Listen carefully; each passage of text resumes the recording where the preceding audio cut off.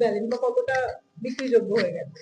আমার যেটা মনে হয় যে নতুন প্রযুক্তিগুলো আসছে সেটা নিয়ে বরাবরই যখন কোনো নতুন প্রযুক্তি আসে মানুষজনের একটা ভয় তৈরি হয় যে এই চলে গেল, এই খারাপ হয়ে গেল। আমার যেটা মনে হয় যে যেটা হয়েছিল যখন টিভি এসেছিল মানুষজন ভয় পেয়েছিল যে আমাদের সিনেমা উঠে যাবে, সেটা হয়েছিল। এবং যখন ধরো আমি যদি বলি যে মুহূর্তে রবীন্দ্রসঙ্গীতের কপিরাইট হয়ে যাবে, প্রচুর মানুষ নতুন নতুন ভাবে রবীন্দ্রসঙ্গীত তৈরি করতে শুরু করে, আমরা এখন গালি গালি রক করি।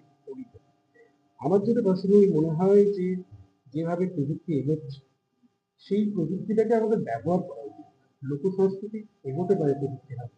অবভিয়াসলি একটা ব্যাপার থেকে যায়, ধরো আজকে আমি একটা রিল বানালাম, একজন আদিবাসী সংস্কৃতির একটা রিল বানালাম, সেই রিলটা ভাইরাল হলো, সেই লোক সংস্কৃতি ছড়ালো, কিন্তু সেই কমিউনিটি কিন্তু সেখান থেকে কোনো রকম উপকৃত হচ্ছে সেই দিকটা আমাদের দেখতে হবে। আমাদের মনে হয় যে কমিউনিটির যে সংস্কৃতি সেই কমিউনিটির যদি উপকার হয় সেই ব্যাপারটা যদি আমরা দেখতে পারি এবং এই প্রযুক্তিটাকে এই সংস্কৃতি থেকে ফিরিয়ে নেওয়ার জন্য ব্যবহার করতে পারি, আমার মনে হয় ক্রিকেট থেকে সংস্কৃতি অনেক বেশিভাবে মানুষের কাছে ছড়িয়ে পড়তে পারে। এটা আমার পার্সোনাল।